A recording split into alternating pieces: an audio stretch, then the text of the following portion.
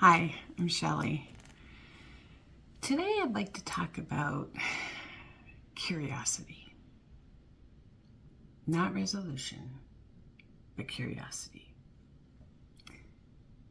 What do you do on New Year's Eve? Are you one of those folks that likes to get all dressed up and go to those posh events where there's lots of glitz and glamour and noise and people? Or are you someone that likes to gather with friends, have a potluck, stay home, play games, have a fire? Or are you someone that just enjoys quiet family night?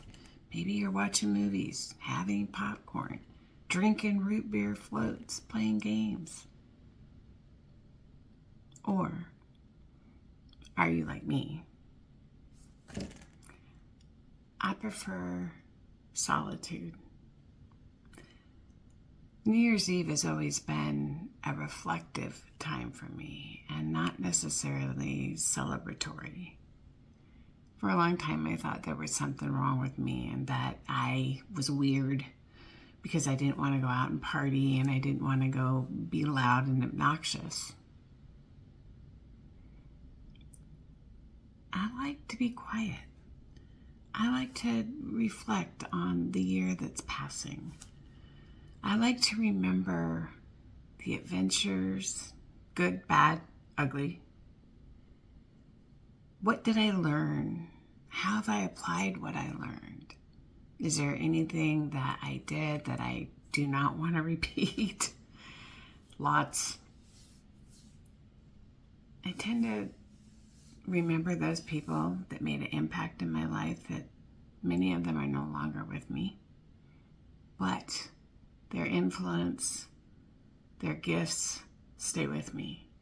And for me, I find New Year's Eve, especially, the time that I get to be with them again. I buy myself a gift, usually. I buy a pack of number 2 pencils and a brand new, fresh calendar of the upcoming year. Call me old-fashioned, but technology has its place, but sometimes I just prefer tactile. I love the smell of a new pencil just after it's been sharpened. And the excitement I feel when I open a brand new planner for the year and it's blank. And I wonder, what glorious activities am I going to place in this book this year? Never been a person that did resolutions.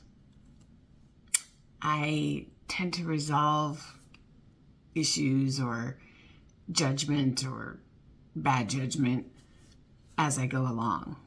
I like to correct the course as it happens. Are you like that? I am more of a course enhancer. How's that for a title? I, this year, really feel it's my year to do things different, to make different choices. Not all of them are going to be comfortable. Not all of them are going to be fun, but they're all going to benefit me and the quality of my life as I start showing up for me.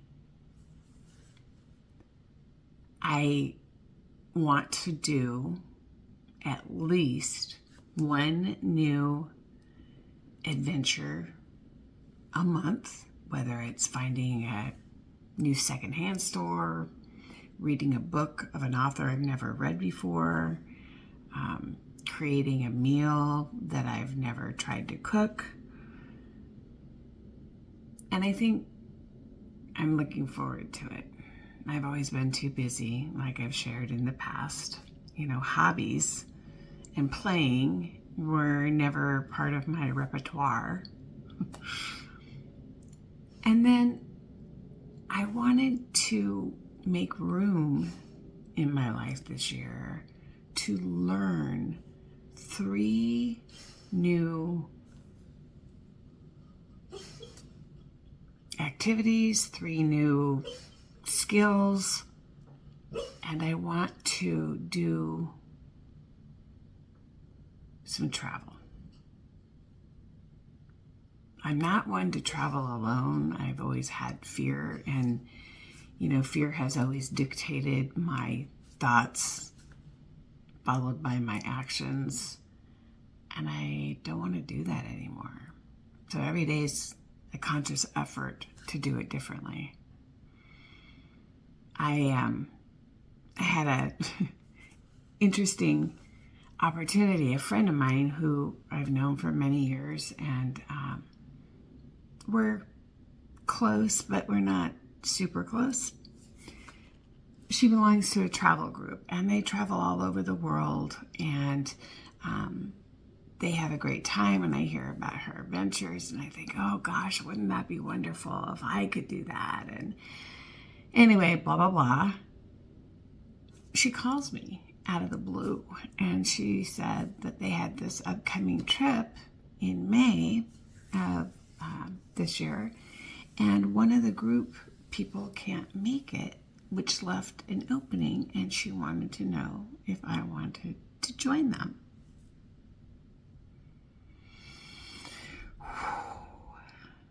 That's big for me. It's traveling with people I don't know, going to places I've never been, even though I want to. There's this apprehension, this fear, this unease. And then when she told me where they were going, it was almost as though it jumped up in front of me and said, pick me, pick me. It's 3 places that are on my travel list, my travel bucket list. Venice, Greece, and Croatia. Wow. Anyway, I had told her that I would think about it and that I would get back to her, within a couple of days. And during those couple of days, I vacillated. I thought how wonderful that would be, how exciting. I get to see all these places. And then I would get scared. Well, what if these people don't like me? What if these people and I have nothing in common? And I get that you can split up in groups, but they're a travel group, so they're used to each other, and I'm going to be the outsider.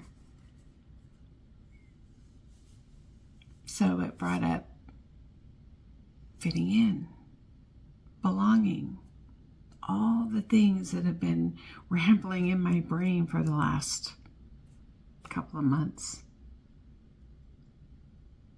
But you know what I found out? Curiosity. Curiosity outweighs my fears. So I called her up and I accepted. And it's now January and it's in May.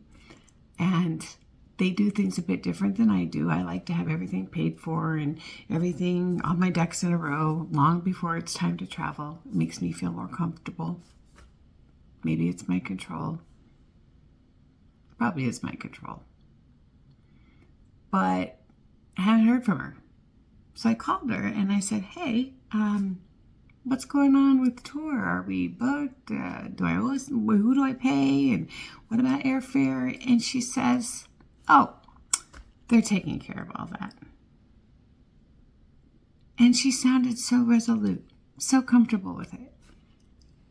And I'm thinking, well, what do you mean they're taking care of it? Do I get to pick my airline seat? Do I get to choose what time I fly out of the city?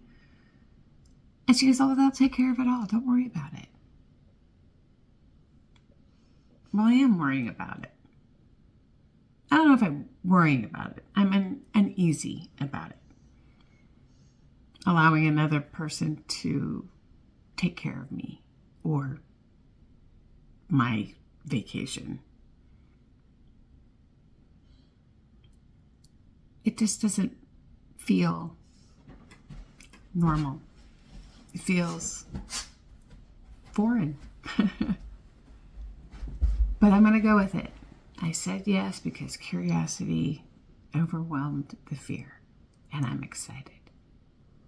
So, as 26 starts, I already have one of my new adventures, someplace I want to go that I've never been, traveling with people who I've never met.